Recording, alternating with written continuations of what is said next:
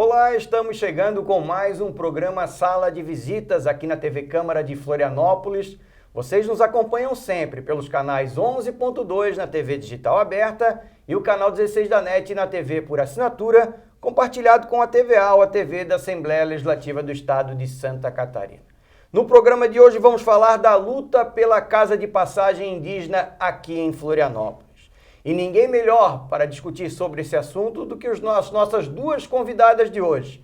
A vereadora Cíntia Mendonça, da coletiva Bem Viver. Obrigado, Cíntia.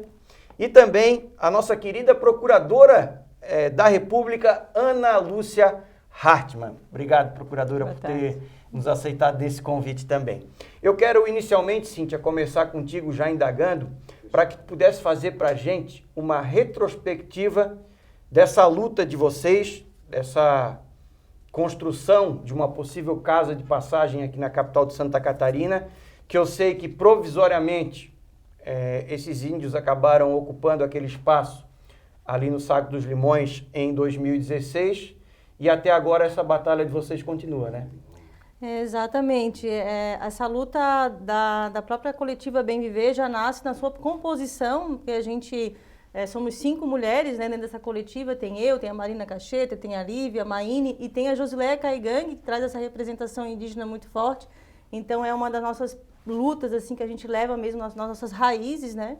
E aqui a gente vem acompanhando com mais intensidade a partir também da nossa mandata. Foi a primeira pauta, né, em janeiro ali de 2020, que veio com muita força, porque os indígenas voltaram para cá nesse processo desde 2016, quando chegaram no local... estavam sendo impedidos de entrar, né? Tinha lixo no lugar, tinha todos os entraves e a gente já se articulou, mobilizou com a Secretaria Municipal da Assistência Social, né? Com a Procuradora, para tentar encontrar como garantir o direito dos indígenas, que eles têm o direito, é uma terra da União, né? E já estava dentro de um processo judicial, já existia um acordo, só que a Prefeitura não vinha cumprindo a parte dela. Então, a gente fez vários debates aqui dentro da Câmara também, além de estar lá presencialmente, sempre acompanhando, sempre fazendo parte do grupo de apoiadores, nos colocando à disposição lá mesmo, presencial. Também aqui, né, pela casa, a gente fez audiência pública, onde a procuradora esteve presente, trazendo esse resgate mais específico, técnico, judicial. Também a gente teve tribuna livre, a gente teve reunião ampliada, né, sempre trazendo e motivando que essa Casa Legislativa se aproxime mais, né, dos povos originários dessa terra. E a gente vem observando que está fazendo efeito, né? Tem vários vereadores e vereadoras que pedem para a gente, conta a história então na versão indígena, contem para a gente.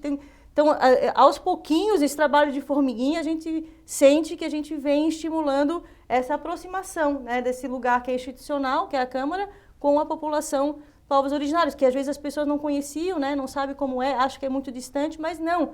Florianópolis, ela também é terra indígena, ela também tem a presença indígena aqui, então desde o início da nossa mandata a gente sempre trouxe isso muito forte, pela visibilidade da presença indígena. A gente tem a Universidade Federal com estudantes aqui, né, indígenas aqui na nossa capital, tem moradores, tem trabalhadores que vêm aqui vender seus artesanatos, então nada mais justo que a cidade saber receber, acolher essas pessoas que já fazem parte da história antes mesmo da colonização. Verdade. Procuradora, a senhora tem mais de 30 anos de trabalhos, podemos dizer assim, com intervenções em problemáticas indígenas, já que a senhora começou também a sua profissão lá no oeste de Santa Catarina, em Chapecó, e não poderia ser diferente com tantos indígenas que tem lá, né?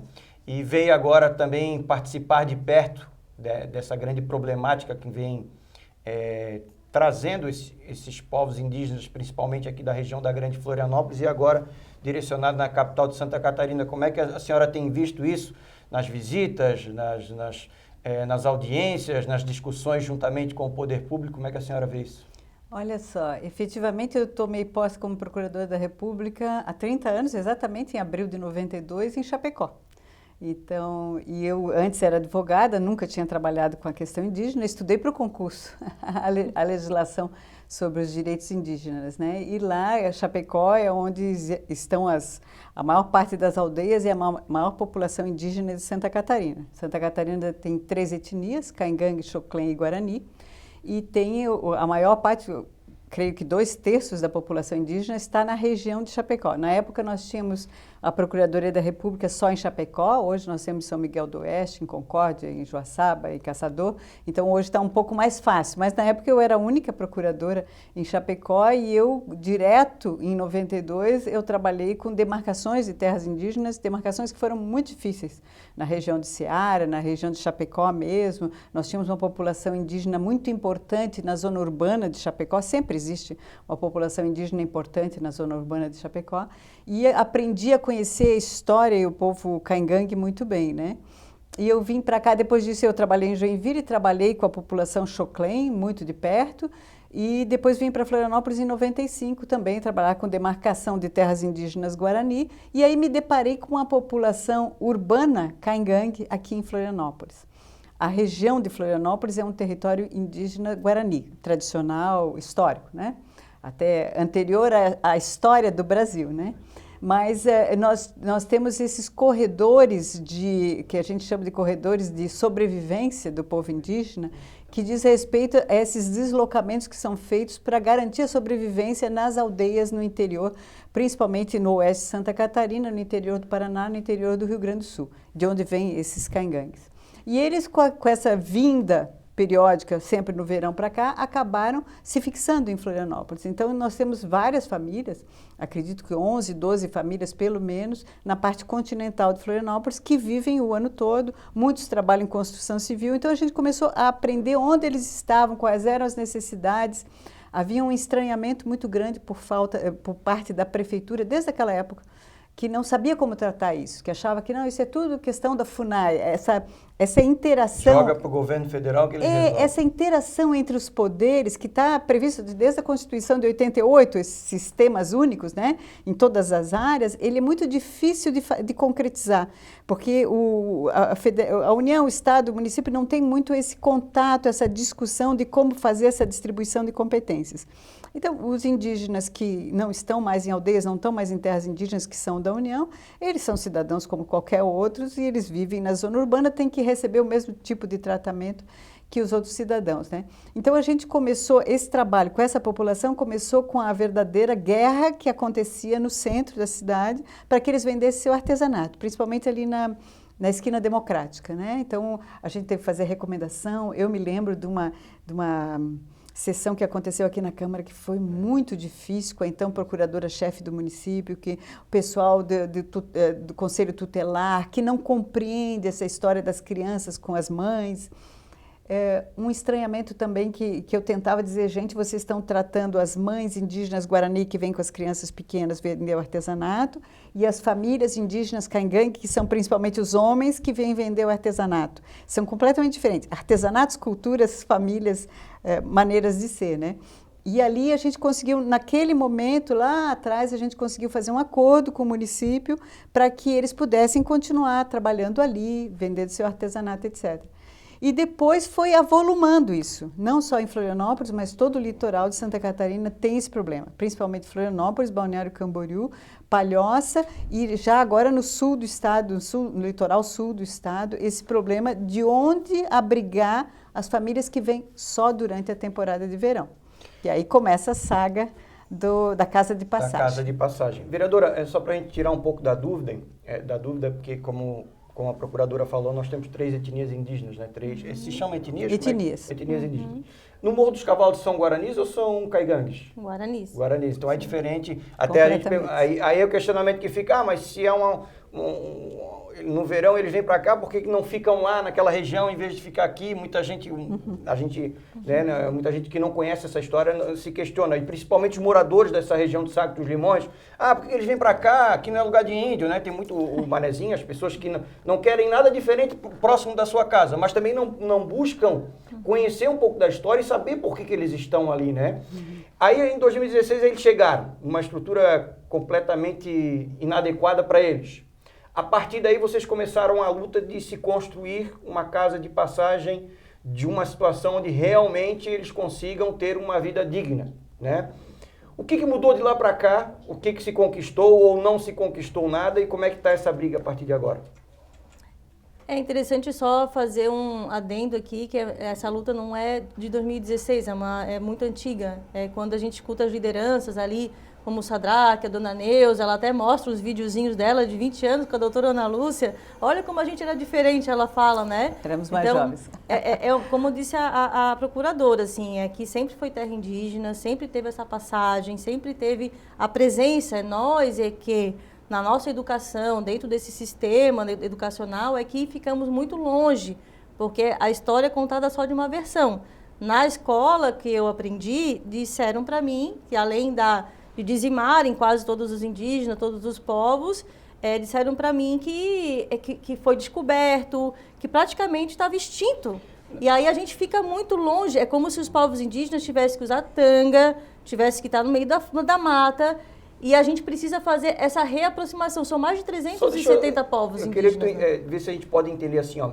A gente tem a mesma problemática da cultura negra com a cultura indígena, onde a gente sempre adquiriu a história contada pelo branco. Sim. Não do outro lado. A gente não vê a história contada do índio, de como era, do negro como era, né? Então, acho que essa retórica, essa maneira de ver é que acaba tendo essa complicação, né? Com certeza. A gente acaba sendo criado dentro desse sistema que mostra pra gente um mundinho fechado, que só existe um jeito certo de ser, um jeito certo de família. A doutora Ana Lúcia acabou de falar que a própria família Caigangue, a família Guarani é diferente, a língua deles são diferentes.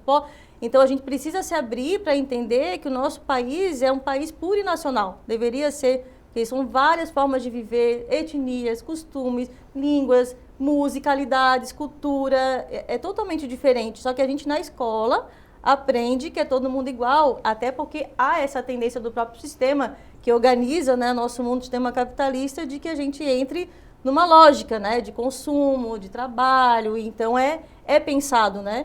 É o que a gente precisa ir aos pouquinhos ir rompendo isso. Existe uma lei federal que assegura e deveríamos até cobrar mais que exista realmente a implementação, né, desse ensinamento sobre a cultura afro-brasileira, né, a cultura africana, sobre a cultura dos povos originários dessa terra, né? E são mais de 370 povos, pensa, mais de 270 línguas diferentes faladas. Não é todo mundo que fala português nesse país. É verdade. E a gente não pensa nisso. E eu sempre escuto, quando eu vou na presença das lideranças, eles falam assim, eu acho que isso me chama muita atenção. Eu gostaria até de deixar essa mensagem, né? Antes de existir o Brasil da coroa, já existia o Brasil do cocar. Então, a gente precisa se abrir para entender essa história, né? Quem é que estava aqui? Como que foi feita essa colonização? Não é uma história bonita, é uma história triste, de guerra, né? Inclusive, quando eu questionei essa luta a partir de 2016, é porque eu acho que ela ganhou um pouco mais de notoriedade a partir de 2016, com essa discussão aqui na capital, né? Eu digo, em termos de, jornalisticamente falando, foi essa discussão que aí tira dali a casa, não põe ali é o local certo, vamos para outro lugar e tal. E por isso que a gente... Mas já é uma briga mais antiga, até é legal para a gente poder entender isso, que já é uma coisa mais antiga. E aí, a partir daí, vocês entraram nessa discussão e como é que está hoje? Hoje em dia, como é que se pode dizer? Houveram ganhos, não houveram?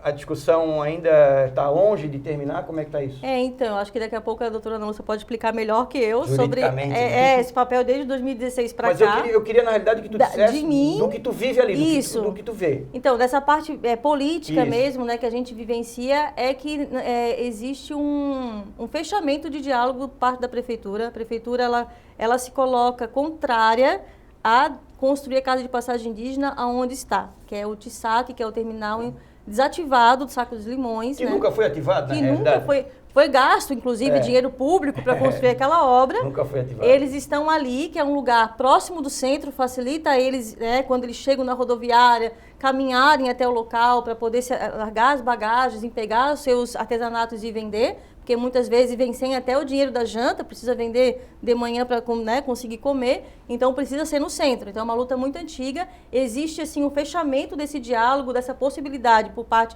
do prefeito, né, do Jean Loureiro, aí, de não fazer isso acontecer. Agora o doutor Pazio também sinaliza na mesma tendência de tentar convencê-los, né, a sair desse espaço para ir para outro terreno na cidade, né, e assim não dialoga com a necessidade.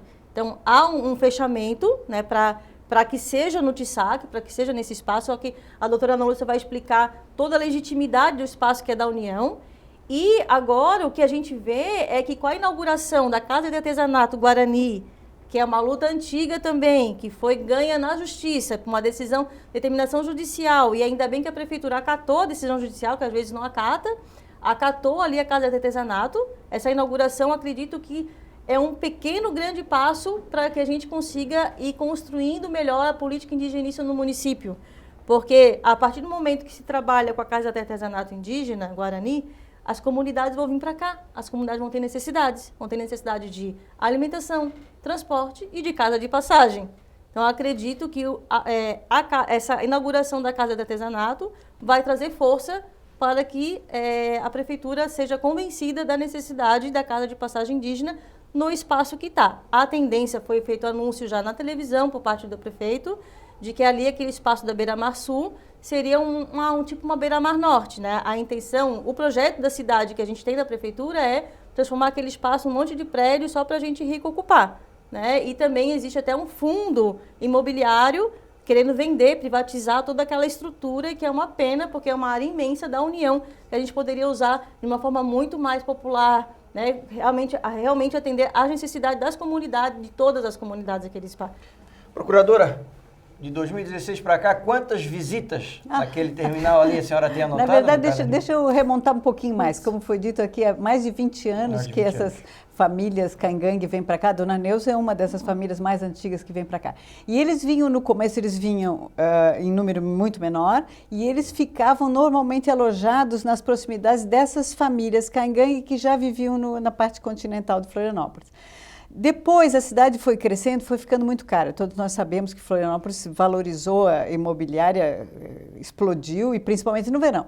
Então essas famílias vinham para cá e não tinham mais condições de alugar coisa nenhuma. Antigamente eles alugavam um pequeno apartamento, uma pequena casa lá no Morro da Caixa, lá no continente, e conseguia ficar todo mundo ali e passeava o dia todo trabalhando, etc. A partir de um certo momento eles começaram a não poder mais pagar esse tipo de aluguel, e eles começaram a se localizar embaixo de viadutos e de pontes. Né? E foi justamente esse estouro que aconteceu no final de 2015. No final de 2015, algumas famílias foram encontradas embaixo de pontes e viadutos. Isso deu uma repercussão na imprensa muito grande, famílias com crianças, com pessoas de idade, etc. E a gente sabe como é Florianópolis, com aquelas chuvas de verão no final da tarde, vento sul, etc. E as pessoas naquele horror embaixo da ponte, embaixo de viadutos.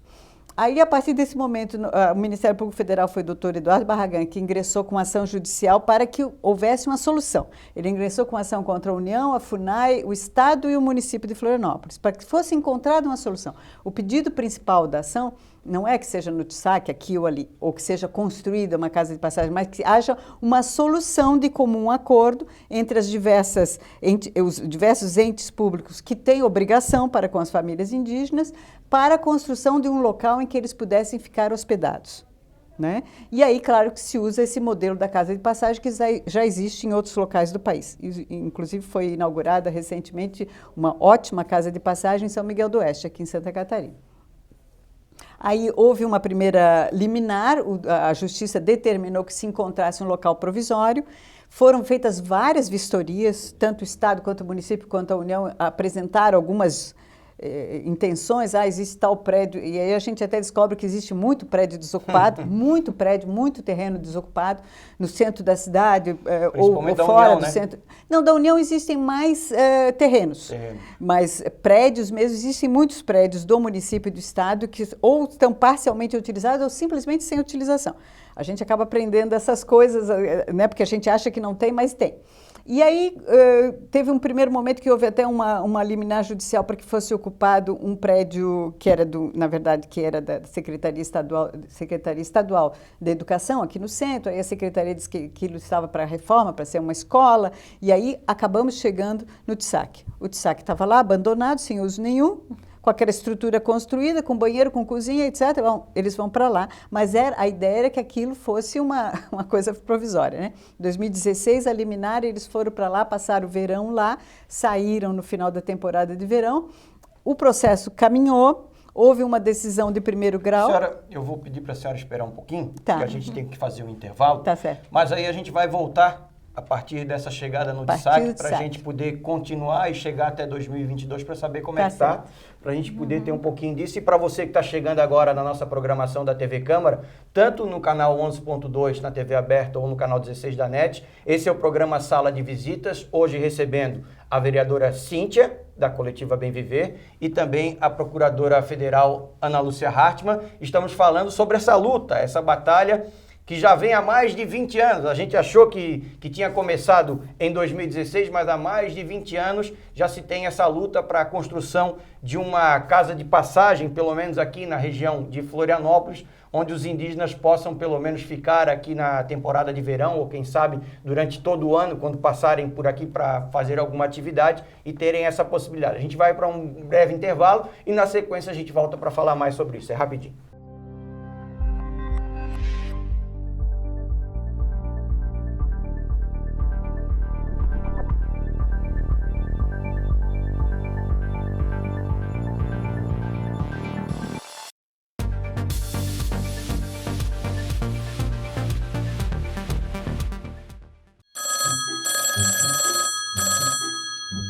Alô, é da Câmara de Vereadores? Alô, então é da Câmara? Então, eu quero fazer uma denúncia. Tem um buraco que apareceu aqui na minha rua, o que eu faço, hein? Esse tipo de denúncia deve ser feito na prefeitura, senhor.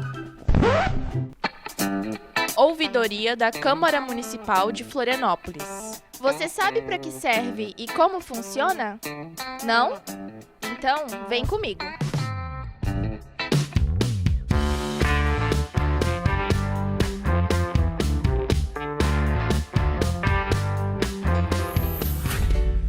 A ouvidoria é um espaço de comunicação que busca ser uma ponte entre a sociedade e a Câmara Municipal. Através da ouvidoria, o cidadão pode apresentar elogios, fazer sugestões nos projetos e atividades realizadas na casa, encaminhar reclamações, dúvidas e denúncias relacionadas ao trabalho e aos serviços prestados pelo Legislativo de Florianópolis. Cabe à ouvidoria receber, encaminhar e responder essas manifestações, garantindo transparência e possibilitando o monitoramento dos atos do processo legislativo e da administração pública. Para encaminhar uma manifestação à ouvidoria da Câmara Municipal de Florianópolis é simples. Basta acessar o site, ir em Atendimento e selecionar Ouvidoria. Depois, é só preencher o cadastro e escrever o que deseja encaminhar à Câmara. Acesse nossas redes sociais e fique por dentro do que é debatido sobre a cidade.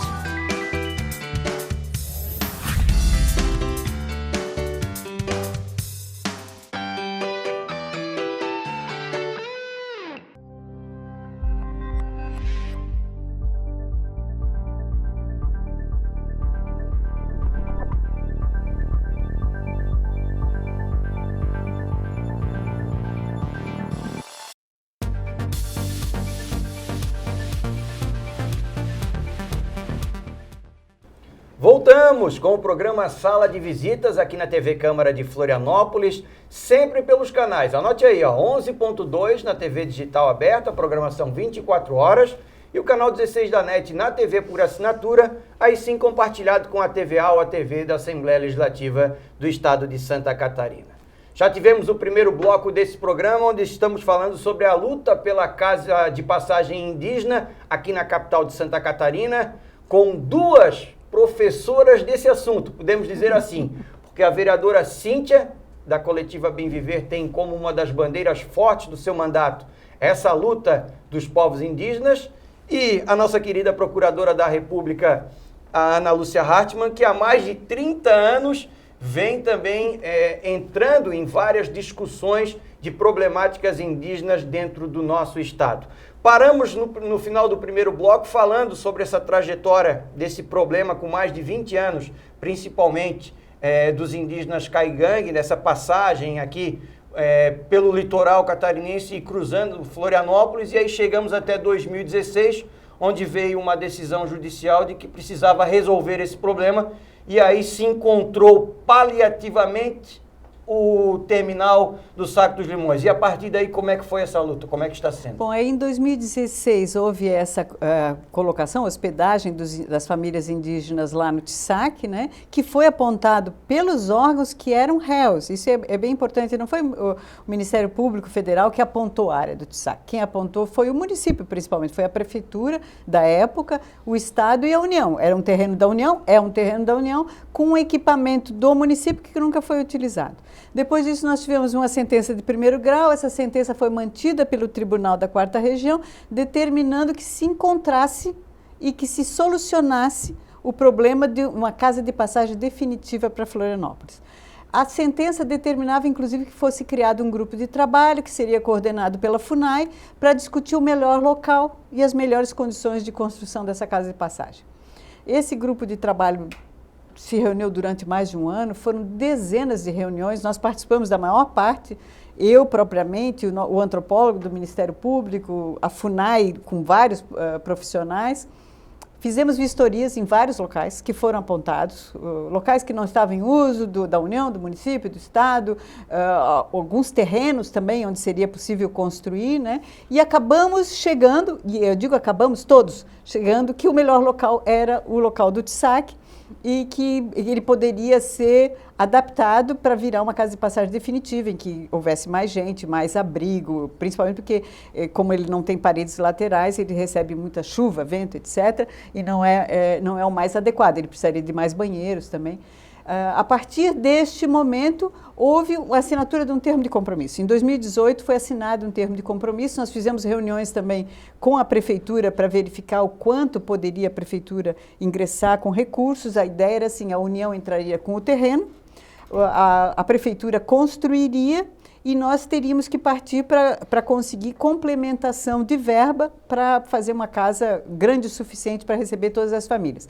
Porque vem muitas famílias do Rio Grande do Sul, de várias aldeias, vem principalmente os índios Caingangue da aldeia Condá de Chapecó, que vem em grande número, e vem também famílias do Paraná, em menor número, mas também vem famílias Caingangue do Paraná, né? Então nós temos assim, vamos dizer, no máximo da temporada aqui, nós chegamos a ter 200 pessoas. E eles se dão bem assim, apesar de ser eles falam a mesma língua, né? É a mesma língua, é o mesmo povo, claro que com as diferenças geográficas, né, e de história em cada uma das suas áreas, né? Então, mas seria possível tranquilamente a ideia até que numa construção definitiva é que houvessem espaços coletivos e alguns espaços um pouco mais separados, inclusive porque tem famílias, tem outros que vêm só homens ou só mulheres, né? Então, tem crianças ou não crianças, etc.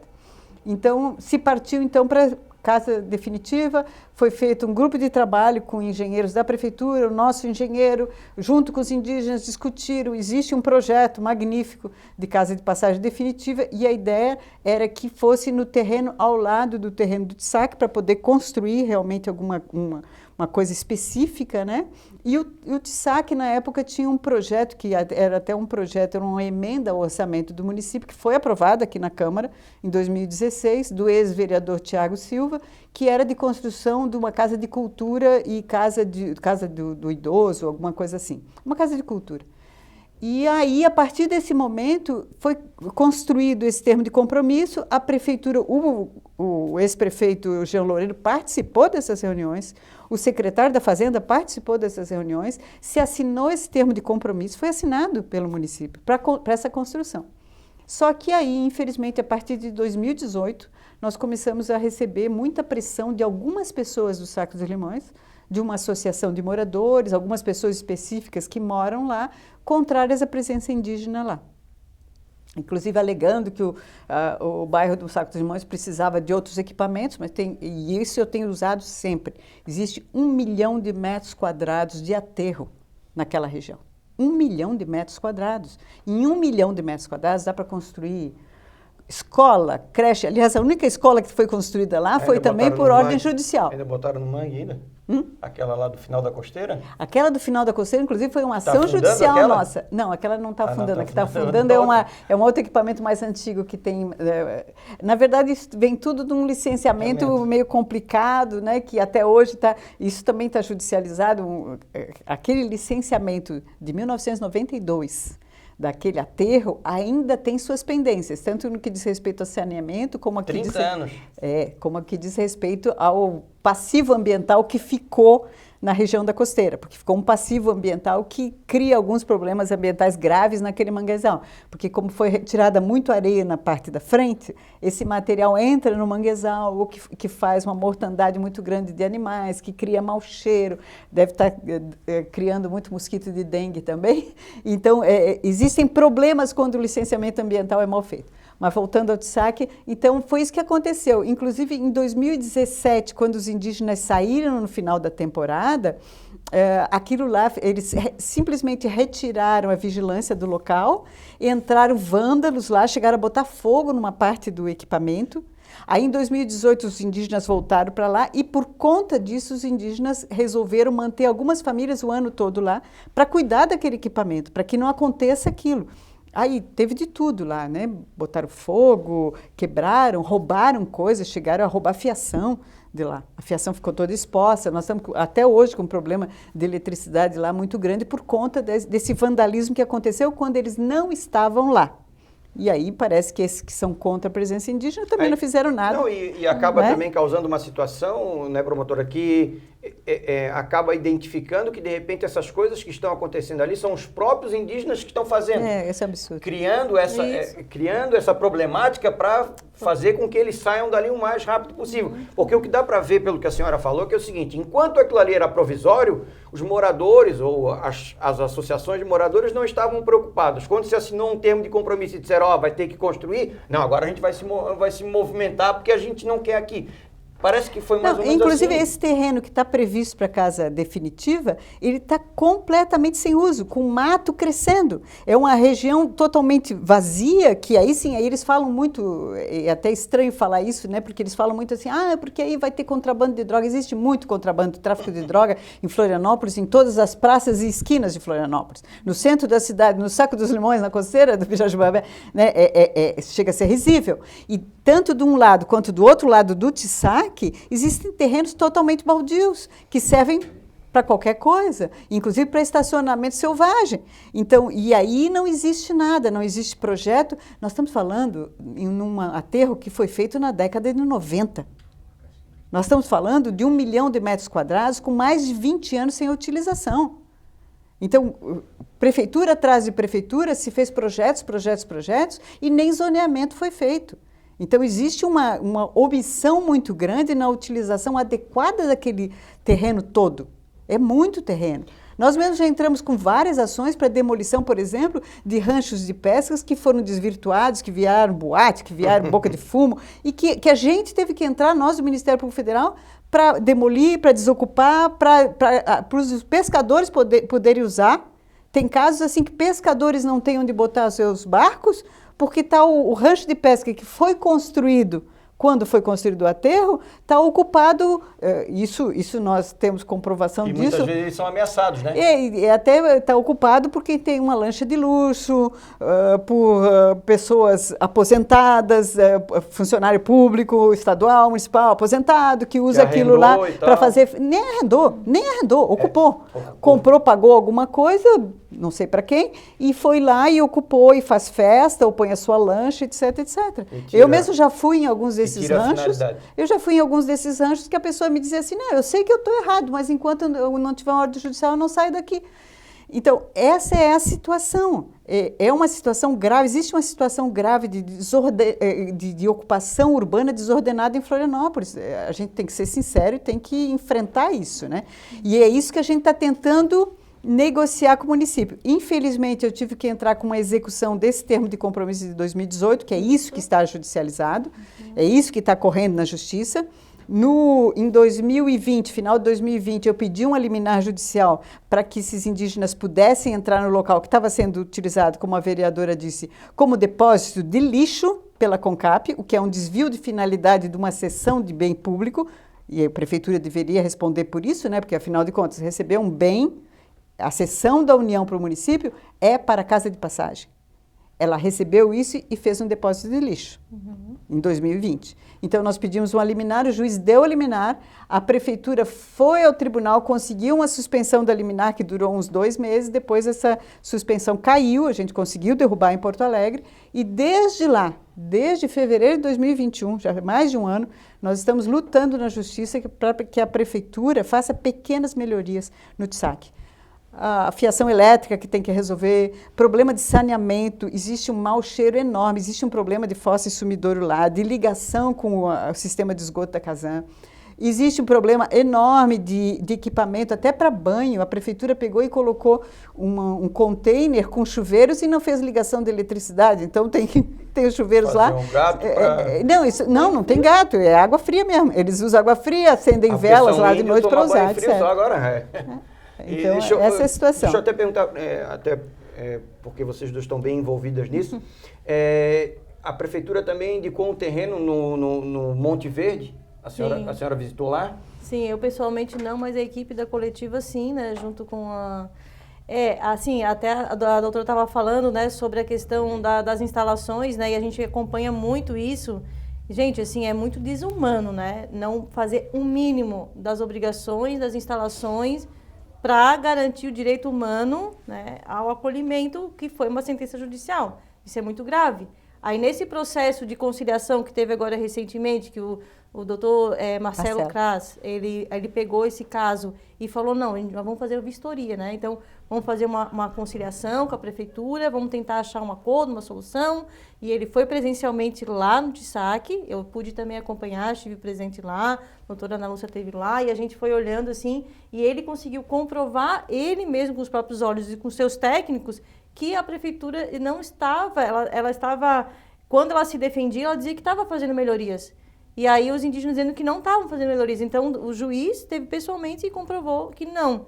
A prefeitura estava falhando com a mínima das obrigações da parte da prefeitura para dar as mínimas de condições de sobrevivência. As mínimas, isso, é uma luz, um chuveiro, um banheiro. E quem faz lá e quem apoia são os apoiadores. Tem um grupo de mais de 200 apoiadores que estão ali. A qualquer momento deu chuva, corre, pega colchão, corre, pega aqui, liga fio, liga isso. Então, eles têm, assim, tem muitos apoiadores. E, rapidamente, falando também sobre essa questão da mobilização, de alguns moradores falam que não querem indígenas ali, a gente sabe que é questão política, porque não representa toda a comunidade, porque a gente fez o teste. A gente foi lá, participou de uma Assembleia Popular, e depois várias pessoas saíram para panfletar e conversar com as pessoas na rua, os moradores, em casa. Já sabia que tem um monte de gente, nem sabia que tinha essa luta da casa de passagem ali, porque acaba ficando bem distante das residências, né, maiores conglomerado de residências. E quando sabiam, que interessante, eu vou lá um dia, vou conhecer, vende artesanato ali, vou lá conhecer. Então, muita gente não sabe, outras pessoas ficaram curiosas para ir. E a gente não viu nenhuma desses relatos de pessoa contrária. Então, assim, é muito importante isso, né? Até quando a gente fez a audiência pública aqui na casa, que a gente foi falar sobre isso, cobrar da prefeitura, teve pessoas representantes dessa associação de moradores, que a gente sabe que é ligada à gestão municipal de Florianópolis, a gente precisa ser sincero aqui, colocando, a gente não quer, aí coloca essas coisas assim, bem, tem furto, tem isso, tem aquilo, coisas bem negativas, assim, que pra gente é um racismo institucional muito grande. E aí eu fui criticada por alguns vereadores aqui da base, mas tu fez uma audiência pública tendenciosa. Claro, direitos humanos a gente não se negocia, direito humano básico, a dignidade, e foi isso que o juiz Marcelo Kras falou na segunda tentativa de reunião de conciliação com a prefeitura, porque foi feita uma vistoria do local que a prefeitura ofereceu e não era adequada por diversos motivos. É longe do centro, é mais arriscado, é na beira da SC, bem pior, né? Não é acessível, é um terreno que a gente nem sabe se é regular. Aí a doutora Ana Lúcia pode falar, porque estava cheio de entulho, de empresa, a gente não entendeu, até era legal abrir uma investigação para entender aquele terreno, né? E aí a comissão foi lá, houve uma tentativa também de alguns técnicos da própria FUNAI, que a gente sabe que a FUNAI, infelizmente, né, tem todo um desmonte por parte do governo Bolsonaro, que é anti-política indigenista, que também tentou manipular uma negociação, tentou manipular um aceite, né, dessa comissão da comunidade indígena para aquele espaço. Os indígenas foram lá pessoalmente, né? E falaram aí dessa reunião de conciliação que me chamou muita atenção, saiu até em notícias, em reportagem, que esse doutor, o juiz, né, o Marcelo Crase, ele falou, eu não acredito que em 2022 a gente tem que defender um mínimo de dignidade à vida humana, porque a prefeitura estava intransigente, não cumprindo nenhum dos seus acordos. Vereadora Cíntia, a gente poderia ficar conversando aqui muito tempo, mas passou voando, porque é um tema tão importante e o conhecimento que vocês duas, que as convidadas hoje têm com relação a essa luta é super imenso, assim, de ver no olhar de vocês duas, assim, que essa luta de tantos anos e é uma briga tanto jurídica quanto propriamente de estar lá no local, de abraçar essa causa, de tentar resolver o problema, isso é muito legal. Queria te agradecer por ter vindo e ter trazido esse tema também, dizer que a TV Câmara está sempre à disposição de vocês no que for necessário nas causas da coletiva e nas bandeiras que vocês trazem aqui na casa. E posso fazer um convite? Claro. Eu quero convidar todo mundo que está assistindo esse programa para ir lá pessoalmente, conhecer, visitar a Casa de Passagem Indígena, ir lá, conhecer os artesanatos, conversar pessoalmente com a liderança, com a comunidade, porque é só quando a gente dá esse passo que a gente consegue ir compreendendo. Foi assim que eu fui compreendendo, né? Foi indo lá, conversando, me colocando com o coração aberto para aprender essa cultura tão rica da nossa ancestralidade. Convite feito pela nossa vereadora Cíntia Mendonça. A gente quase não chama Cíntia Mendonça, porque a gente aqui na casa a gente chama de vereadora Cíntia, né? Então, convite feito pela nossa vereadora para você ir lá, olha, bem fácil, Terminal do Saco dos Limões, desativado ou nunca ativado, e tá lá com esses povos indígenas, mesmo precariamente, né? Como diz a vereadora, eles estão lá. Então, vamos dizer assim, guerreando para se manter lá, trazendo a sua cultura, mostrando um pouco daquilo que eles conhecem também lá, e por isso é muito importante para você visitar, conhecer um pouquinho mais dessa cultura caigangue, saber a história deles, financeiramente também ajudar, quem sabe comprar alguma coisa que é feito por eles lá artesanalmente, isso é muito importante. Procuradora Ana Lúcia, obrigado pela sua participação, é sempre muito importante quando a senhora traz todo esse seu trabalho, esse seu afeto pela justiça e por tentar resolver problemas que muitas vezes ficam de lado aqui na nossa capital e coisas que às vezes parecem fácil de resolver, mas que o poder público muitas vezes acaba deixando de lado. E, claro, deu uma aula hoje pra gente dessa história já de 20, 30 anos dessa briga que a senhora tem, dessas discussões indígenas. Obrigado pela presença. Eu que agradeço pelo espaço que foi dado, agradeço a vereadora Cíntia pelo convite e também pela hospedagem aqui na TV Câmara tão gentil. Estamos aí sempre à disposição. Obrigado mais uma vez. Obrigado para você também que esteve acompanhando a gente, essa audiência maravilhosa, que a gente precisa sempre do apoio de vocês. Obrigado às nossas convidadas. E lembrar sempre que a nossa programação aqui da TV Câmara está nos 2 canais, no 11.2 na TV Digital Aberta, uma programação 24 horas, no canal 16 da NET na TV por assinatura, lá é compartilhado com a TVAL, que é a TV da Assembleia Legislativa do Estado de Santa Catarina. Além disso,